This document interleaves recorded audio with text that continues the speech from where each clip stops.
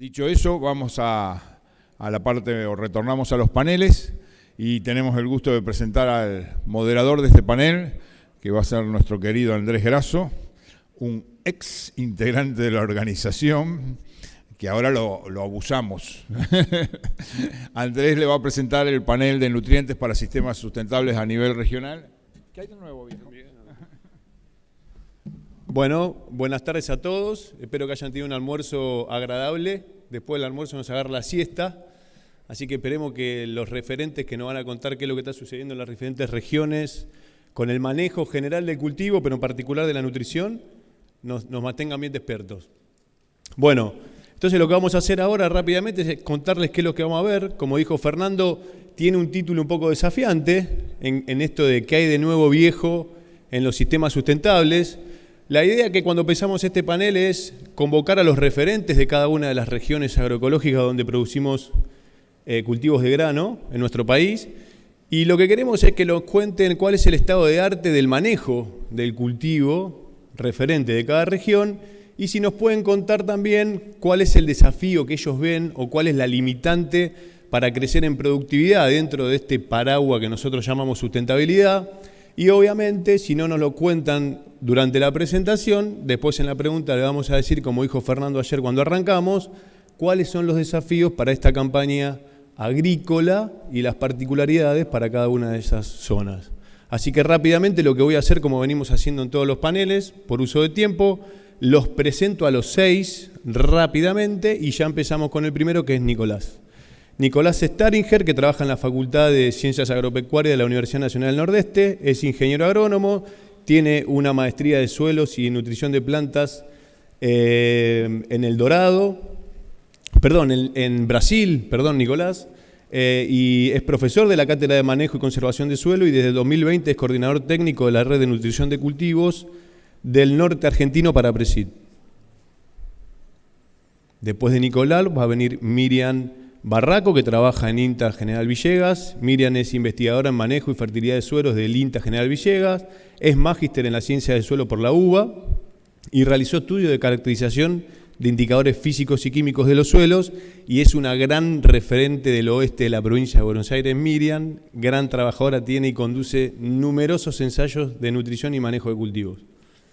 Guillermo Divito genera estudios en APRESID de Necochea. Es ingeniero agrónomo, máster y doctor por la Universidad de Mar del Plata. Actualmente se desempeña como director en el estudio de EDM, donde desarrolla empresas agropecuarias en el centro sudeste de la provincia de Buenos Aires y es asistente técnico de la regional Necochea de APRESID. Luego va a venir Adrián Robea, otro referente del CREA Todelina, muy conocido, ingeniero agrónomo egresado de la Facultad de Ciencias Agrarias de la Universidad Nacional de Rosario, en esta ciudad, asesor de los CREAs Teodelina, Ascensión de la región CREA Sur de Santa Fe. Este es el que juega de local, así que vamos a tratar de sacarle más el jugo. Y asesor de empresas agropecuarias en distintas zonas del país y en el exterior. Gustavo Ferrari, otro referente del norte de Buenos Aires, del INTA Pergamino, ingeniero agrónomo y magíster de ciencia del suelo de la FAUBA. Pertenece al grupo de manejo de cultivos del INTA Pergamino, es un referente de esa localidad del INTA. Amigo también personal, Gustavo. Su área de interés es nutrición de cultivos, la fertilidad de suelos en el largo plazo y el manejo sitio específico de la fertilización. Gustavo también conduce numerosos ensayos de todos los cultivos que hay y tecnologías, así que a él también le vamos a sacar el jugo. Y es profesor invitado de la universidad. Y vamos con Gabriel, porque ya acá me están apurando con el tiempo. Me cambia la filmina. Gabriel Espósito, de la Facultad de Ciencias Agrarias de Universidad Nacional de Río Cuarto. Gabriel también es otro gran amigo que nos dio esta profesión. Ingeniero agrónomo y magíster en producción vegetal de la Universidad Nacional de Río Cuarto y es doctor en Ciencias Agropecuarias por la Universidad Nacional de Córdoba. Profesor asociado a la Cátedra de Producción de Cereales en la Universidad Nacional de Río Cuarto, director y docente de la Diplomatura en Agricultura. Y su primer objetivo es evaluar la fisiología y la nutrición de cultivos y, por supuesto, su manejo. ¿Bien? El último es Gabriel, así que Nico, cuando quieras.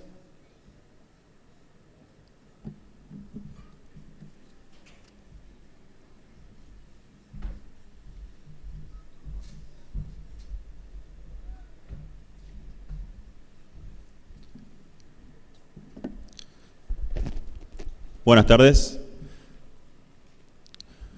Bueno, primero que nada, buenas tardes y muchas gracias Fernando, muchas gracias Fernanda y Fertilizar por la invitación. Es un honor, un gran gusto poder estar acá esta tarde presentándoles un poco de información de la que estamos generando y produciendo en el NEA. Una región en la cual, como siempre hablamos con compañeros de la facultad de la actualidad y de antes también, teníamos poca información y estamos en la búsqueda de generar cada vez más información, así que para nosotros es un gusto poder estar acá presentando algunos adelantos, algunos avances de lo que venimos generando hasta el momento.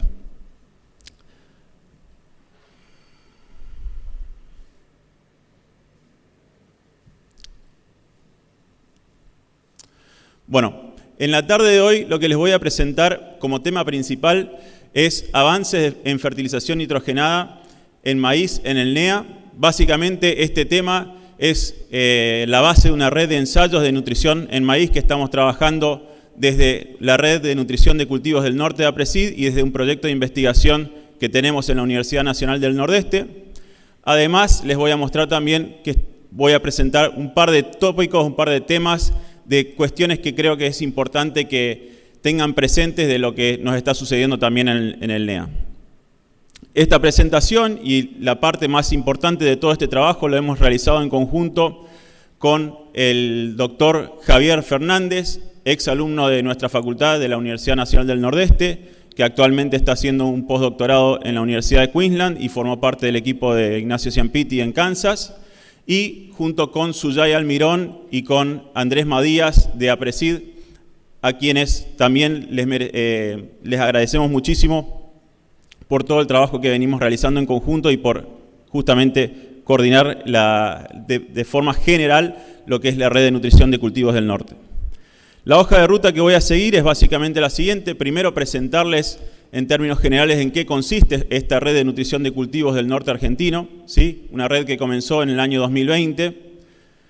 De ahí vamos a hablar sobre los ensayos de nitrógeno en maíz que tenemos en la red de nutrición de cultivos del norte argentino. Básicamente, en la introducción, cuál es la realidad en la que estamos situados, el contexto en el que estamos. A partir de allí vamos a avanzar en los materiales y métodos hacia comentarles un poco dónde están nuestros experimentos hasta el momento y en qué consisten, cómo los diagramamos, algunos avances en los resultados de estos experimentos y hacia el final de esta primera parte, que es el cuerpo principal de la presentación, las consideraciones finales y agradecimientos en cuanto a esta red de ensayos. Adicionalmente voy a presentar lo que le puse un bonus track, denota quizás un poquito la edad, cuando se me ocurrió el título me acordaba de los viejos CDs, en el cual quiero colocar un par de temas que me parece que es importante que los tengamos en cuenta, básicamente porque nosotros como región NEA seríamos como si fuera la región pampeana, pero unos cuantos años atrás. ¿Sí?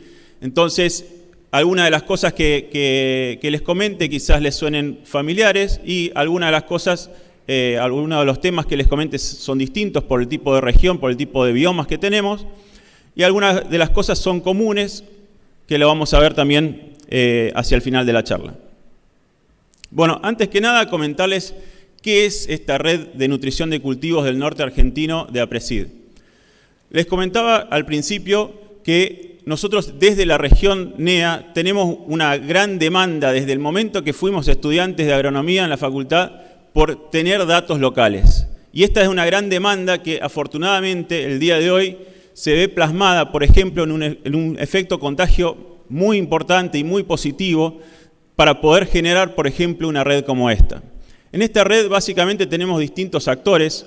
Uno de ellos son lo que ustedes pueden ver acá arriba, los productores y asesores. Los productores y asesores básicamente son en definitiva los ensayistas, son en definitiva quienes llevan adelante los ensayos y generan la información a campo. A su vez trabajamos también con empresas estas que son proveedoras de insumos, son proveedoras de tecnología y son quienes financian la red, que la verdad es más que importante como cualquier otra red, necesitamos sí o sí del financiamiento para poder llevarla adelante. En cuanto a expertos, junto con Javier, somos quienes llevamos adelante desde el desarrollo de protocolos, el ordenamiento y procesamiento de la información, la presentación de la información, por ejemplo, en jornadas como esta, por ejemplo, todos los años también en el Congreso de APRESID, y en publicaciones que hacemos una publicación anual de la red. Y nosotros estamos todos coordinados por la coordinación general que viene del sistema Chakras, que inicialmente fue hecha por Andrés Madías en el primer año y que actualmente está siendo conducida de excelente manera por la ingeniera Suyay Almirón. Los objetivos de la red son básicamente 3, como para sintetizarlos. El primero de ellos es evaluar la respuesta a la fertilización en cultivos en la región. A su vez, no solamente queremos evaluar la respuesta a la fertilización, sino también evaluar y comprender cuáles son los factores o los drivers que conducen o que nos explican un poco más esta respuesta. Estos factores que nosotros vamos relevando, además del rendimiento, son básicamente factores ambientales y factores de manejo. Y a su vez, como tenemos una región con muy poca información, lo que estamos buscando hacer es, con esta información que estamos generando, calibrar modelos que nos permitan justamente trabajar en el diagnóstico para hacer adecuadas recomendaciones de fertilización para la región. Dicho esto, voy a entrar entonces en lo que son los ensayos de nitrógeno en maíz, comenzando por ubicarlos un poco en lo que es nuestra realidad. Con base en este trabajo de Aramburu Merlos y colaboradores, podemos ver que, como les señalo ahí en rojo, en el redondo rojo, en la región teníamos, cuando se publicó en este trabajo, allá por 2015, un rendimiento potencial de aproximadamente 10 toneladas, ¿sí? Cabe destacar, teníamos, porque actualmente van a ver que tenemos inclusive a campo algunos rendimientos que hasta superan este potencial de aquel momento. Ahora, uno de los temas fundamentales a tener en cuenta, además de ese alcanzable, o de ese potencial, mejor dicho, es con qué brechas estamos trabajando o cuáles son las brechas de producción en nuestra región. Las brechas de producción en el NEA, si ustedes recuerdan lo que se presentó en el panel de ayer a la mañana en cuanto a brechas, se hablaba de brechas de producción en maíz de aproximadamente 30 a 60%. Bueno, en el NEA nosotros estamos en los topes de esas brechas, estamos en torno a brechas de 50 a 60%, es decir, tenemos mucho por hacer para mejorar, para alcanzar los rendimientos potenciales de la región. Entre lo que tenemos para trabajar, sin lugar a dudas, uno de los aspectos fundamentales es la nutrición y es en eso en lo que estamos trabajando desde nuestro grupo de investigación. Ahora, ¿por qué se podría justificar parte de esa brecha en nutrición? Por ejemplo, en este caso, en maíz. Una de las realidades es comenzar a ver la producción o lo que necesita la producción desde la oferta de nutrientes. Y cuando empezamos a pensar en oferta de nutrientes nos estamos focalizando en este momento en la oferta de nitrógeno. Pensar en oferta de nitrógeno nos lleva directamente a pensar en cuánta materia orgánica tienen nuestros suelos y cómo evoluciona la materia orgánica de nuestros suelos desde que estos suelos entran en producción. ¿Por qué digo entran en producción? Porque básicamente la mayor parte de los suelos entran en producción post-habilitación de los campos o post-desmonte, ¿sí? Este trabajo de Villarino y colaboradores muestra tasas de caída, o muestra, mejor dicho, como ustedes pueden ver acá, caídas del orden de aproximadamente el 30% de la materia orgánica en ambientes del norte de Argentina a lo largo de, o al cabo de, mejor dicho, los primeros 10 años de entrada en producción, ¿sí? Es decir, cuando veíamos hace 4 años atrás, por ejemplo, los datos presentados por Hernán Sainz Rosas acá de caídas del 50% de la materia orgánica en, no sé, 30, 40, 50 años, en lo que es región pampeana, nosotros estamos hablando en el NEA, o en el norte argentino en realidad como un todo, porque pueden ver los ensayos, estamos hablando de caídas del orden del 30% en 10 años, lo cual es bastante lógico, estamos en un ambiente de temperaturas mucho más cálidas, ¿sí?, en el cual la materia orgánica se oxida justamente mucho más rápidamente. Es decir, en la medida que transcurren los años, en la medida que tenemos más años de agricultura, tendríamos una mayor expectativa de respuesta, como nos comentaba, por ejemplo, ayer Nahuel. Nuestra realidad no difiere de esa, va en esa lógica también. Y en términos de nutrientes, normalmente el primero que aparece como deficitario es el nitrógeno, justamente por este rápido descenso de la materia orgánica. Por otro lado, en la región estamos con rendimientos de maíz que realmente han incrementado muchísimo en relación a lo que eran nuestros rendimientos 10, 15 años atrás. Recuerdo, por ejemplo, hace 10, 15 años atrás, trabajando en el Tejar, cuando, por ejemplo, Juan Pablo Monzón y Pablo Calviño nos visitaban, hablar allá por el 2010, 11, 12 de rendimientos de 7, 8 toneladas en maíz en la región, era hablar de rendimientos espectaculares.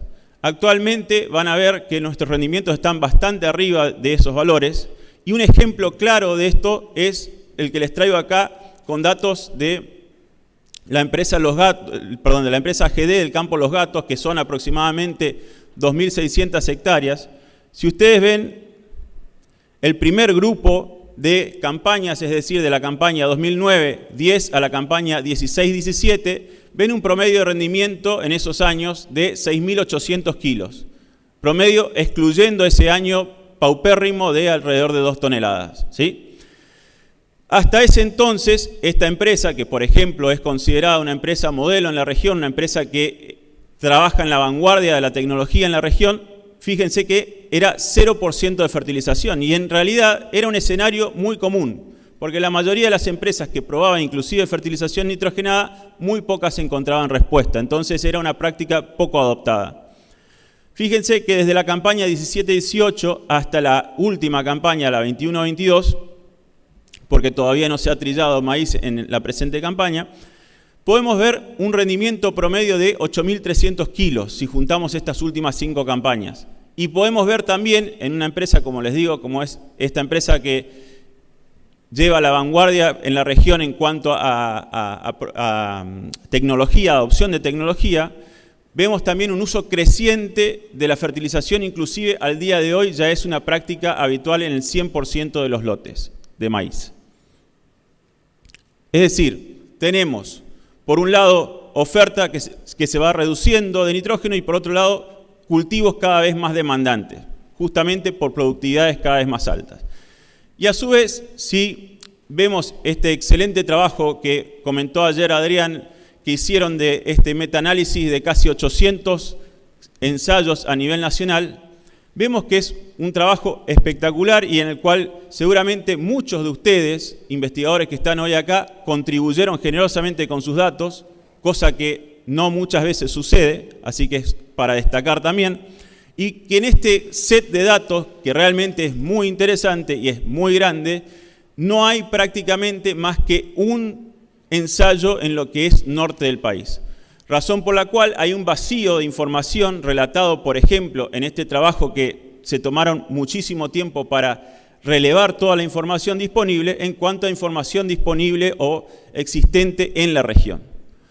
Un motivo más por el cual estamos buscando calibrar las herramientas de diagnóstico en la región para poder hacer las recomendaciones adecuadas en función de nuestra realidad. Ya yendo a los materiales y métodos de estos ensayos, podría sintetizarles diciendo que entre las campañas 2021 y la campaña 21-22 hicimos 26 ensayos, 12 y 14 respectivamente, que tenemos también entre esas dos campañas ya una amplitud, por ejemplo, interesante, una variabilidad, por ejemplo, interesante en cuanto a años de agricultura que tenían los sitios en los cuales hicimos los ensayos, desde 2 hasta 8 años de agricultura. También quiero destacar acá que en la región muchas veces se piensa en el NEA como una región de los últimos 20, 30 años y en realidad el NEA tiene una inmigración inicial muy importante de allá por la década del 20, 30, 40, que por eso es que actualmente inclusive hay lotes de 70, 80 años de agricultura tranquilamente en la región. No es todo tan reciente. Y los ensayos, como ustedes pueden ver en este mapa, se los hizo en básicamente Chaco, Santiago del Estero, Salta y norte de Santa Fe. ¿Qué tipo de tratamientos y diseño experimental utilizamos? Básicamente dosis crecientes de nitrógeno, 0, 40, 80 y 160 kilos de N en la gran mayoría de los casos, ¿sí? Utilizamos también diseños en bloques completamente al azar, con 2 a 3 repeticiones, en la gran mayoría de los casos 3 repeticiones. Tenemos ensayos en macro y microparcelas, en general en macroparcelas. Y tenemos también, dentro de esos 26 ensayos, hubo 4 ensayos en los cuales, además de nitrógeno, a la dosis mayor de 160 kilos de N se le agregó una dosis de 160 kilos de N más azufre y zinc para ver si se le daba algún plus con estos otros 2 nutrientes. Solo para mostrarles, este es un ejemplo de un lote en el cual hicimos 2 ensayos y pudimos hacer 2 ensayos en este lote porque en la parte que ustedes ven pintada en rojo es un ambiente que se llama abra, es un ambiente de un tipo de vegetación originalmente que era pastizal, es decir, sin monte, y en la parte inferior, en la parte más beige, es un ambiente que era de un desmonte, es decir, en un mismo lote, por ejemplo, en este caso, como teníamos 2 ambientes muy contrastantes, se hicieron 2 ensayos. Bueno, avanzando un poco en los resultados, quería mostrarles primero algunos resultados de datos ambientales para después entrar en lo que son los rendimientos que tuvimos y llegar finalmente a un primer umbral crítico al que hemos llegado de forma preliminar, y digo de forma preliminar porque tengan en cuenta que son 2 campañas sobre las que hemos trabajado los datos hasta el momento.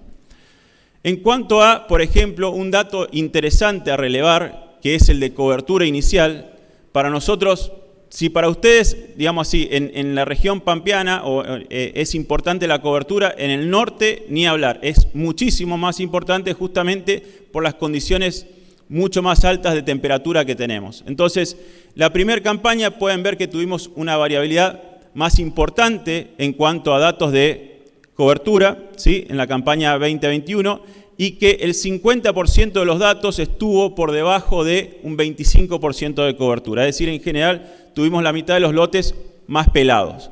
La segunda campaña tuvimos datos más altos en cuanto a cobertura, ¿sí?, y tenemos el 50%, tenemos una cobertura promedio de aproximadamente el 70%. La campaña actual, que se las voy a mostrar en pocas diapositivas, tenemos una cobertura inclusive más alta que las anteriores. Tengamos en cuenta que este año nosotros hemos tenido, al igual que ustedes, una primavera muy seca, un invierno que también fue seco, razón por la cual se iba a muestrear, por ejemplo, para N inicial en diciembre y se veían todavía rastrojos de soja, situación muy poco común de encontrar en un año, digamos así, más lluvioso en la región. Tal es así entonces que este año tenemos más cobertura y a su vez ustedes pueden ver que hay menor variabilidad en esos valores de cobertura, ¿sí?, de la presente campaña. Si vemos de los datos que tenemos hasta ahora, la materia orgánica, como les comentaba recién, tenemos datos desde sitios de 2 años hasta sitios de 80 años de agricultura. La curva descendiente que sigue estos porcentajes de materia orgánica es similar, por ejemplo, al trabajo que les mostraba anteriormente de Villarino y colaboradores, pero también tenemos datos que salen un poco de esta curva o no se ajustan tanto al modelo, por ejemplo, algunos muy bajos y también algunos, como ustedes pueden ver acá arriba, datos realmente para 15, 20 años de agricultura, encontrar lotes con 3,5, 4% de materia orgánica en la región no es común y es para ser destacado porque, como hablaban ayer, tanto la nutrición como la salud del suelo tienen que ir de la mano y para nosotros, como para cualquier sistema productivo, tener valores elevados de materia orgánica nos permite tener una mayor estabilidad en cuanto a producción y justamente destacar que este tipo de ambientes, por ejemplo, tienen más gramíneas en la rotación, tienen también más incorporación de cultivos de servicio. En cuanto a nitrógeno en el suelo, podemos ver en las primeras 2 campañas valores promedio de nitrógeno en el suelo de aproximadamente 100 kilos de N por hectárea. La reciente campaña nos muestra valores de promedio de N en el suelo de 80 kilos de N por hectárea y fíjense que no solamente estamos 20 kilos en promedio por debajo de las 2 campañas anteriores, justamente por esta condición de seca previa, sino que también estamos, al igual que en cuanto a cobertura, con una menor variabilidad en cuanto a esos datos de nitrógeno inicial. En lo que hace a rendimientos, la primera campaña tuvimos un rendimiento promedio de 7.700 kilos, con una base de 2.600 kilos y un techo de 13.200 kilos. Vean que lo que les comentaba anteriormente de que ese valor de 10 toneladas como potencial que se había presentado en el 2015, seguramente sobre la base de por lo menos 5 o 10 años de datos anteriores, actualmente está siendo inclusive ultrapasado. Y en lo que hace a la campaña del año pasado, tuvimos ya los rendimientos, todos fíjense que han subido, tuvimos un promedio de 8.600 kilos, con un piso de 3.900 kilos, un techo que no fue tan alto, estuvo en 11.700, pero no fue tan alto en comparación a la campaña anterior. Para nosotros, valores de 12 toneladas en la región son rendimientos espectaculares. En cuanto a la respuesta a la fertilización, podemos decir que en la primera campaña tuvimos un 25% de sitios con respuesta significativa a la fertilización. En la segunda campaña tuvimos ya un 57% de sitios con respuesta significativa a la fertilización. En las conclusiones les voy a comentar alguna cosita más, además de lo que les mencioné hasta ahora de variables ambientales y de manejo. Y si hacemos un promedio de los 2 años, o mejor dicho, si juntamos los 2 años de los 26 sitios que hemos evaluado hasta ahora, hemos tenido en 42% de esos sitios respuesta significativa a la fertilización. Respuestas que han variado, entre, para que ustedes tengan una idea, aproximadamente esas respuestas significativas entre 430 y 4.300 kilos, es decir, una amplitud bastante interesante en cuanto a variabilidad de respuesta significativa. Para presentarles entonces el primer umbral crítico al que hemos llegado de manera preliminar, estamos con un umbral crítico inicial de 147 kilos de N por hectárea, de N disponible, es decir, nitrógeno suelo más fertilizante, y si a esto le agregamos el valor de desvío estándar, estaríamos aproximadamente en un rango crítico, como nos destacó ayer, por ejemplo, Adrián, que sería más interesante hablar, estamos en un rango crítico en el orden de 137 a 157 kilos. Como consideraciones finales, dejarles que la amplitud de rendimientos en la zona es más que importante, 2.600 a 13.200 kilos, lo que hemos visto en las primeras 2 campañas, que tuvimos respuesta significativa en 11 de los 26 sitios y que esas respuestas se concentraron más hasta ahora en la campaña pasada. ¿Por qué se concentraron más en la campaña pasada? Y bueno, podemos relacionarlo inicialmente, por ejemplo, con sitios con mayor cobertura, con sitios con mayor agua útil a la siembra y a su vez destacar también que las respuestas que hemos tenido significativas hasta ahora se han dado siempre con antecesores invernales, trigo y barbecho. Por último, comentarles que preliminarmente un rango crítico para la zona al que hemos arribado es de 137 a 157 kilos de nitrógeno disponible. Quisiera agradecer rápidamente a los doctores Fernando García y Nahuel Reus y Calvo por todo el apoyo y la ayuda que nos han brindado tanto para esta red cuanto para el proyecto de investigación que tenemos en la facultad desde un inicio allá por 2020, plena pandemia, hasta el presente. Agradecer a todos los ensayistas y contratistas que vienen trabajando con nosotros arduamente en esta red y como les reitero, el espíritu de generar información local yo creo que es uno de los principales conductores que tenemos como para poder generar esta información. Y agradecer también a las empresas Yara y Experta, que son en definitiva quienes son nuestros sponsors y, como les decía, de fundamental importancia por los múltiples aspectos que nos otorgan. En cuanto a bonus track, dejar 4 diapositivas finales. La primera de ellas, en base a los datos de fósforo que hemos relevado en los 39 sitios de la red, incluyendo los de este año, pueden ver que tenemos hasta el momento 13% de sitios con fósforo por debajo de las 20 partes por millón. Destaco un aspecto acá. Este 13% inicial es como decir, estamos empezando a ver sitios con bajo fósforo. Por ejemplo, la empresa Experta, que coloco acá una información que me compartió Nicolás González Midón de esta empresa, desde el 2018 ya está haciendo trabajos de reconstrucción y reposición de nutrientes en suelos de la región. Por ejemplo, este caso de un sitio de Bandera, allá por el 2020 tenía un valor mínimo de fósforo de 5,5 partes por millón y un valor, una mediana de 11,5 partes por millón. un sitio de 40 años de agricultura. Es decir, esto lo quería colocar porque es medio para desmitificar de que en el norte no siempre, en el norte normalmente se dice que no hay problemas de fósforo, principalmente en la región chaqueña, y en realidad ya estamos empezando a ver en algunos lotes más antiguos problemas de fósforo. A su vez, comentarles que también estamos trabajando junto con el INTA Balcarce en ensayos de potasio. Por ejemplo, este año hemos comenzado con los 3 primeros, 2 en Colonia Elisa, Chaco, donde ustedes pueden ver,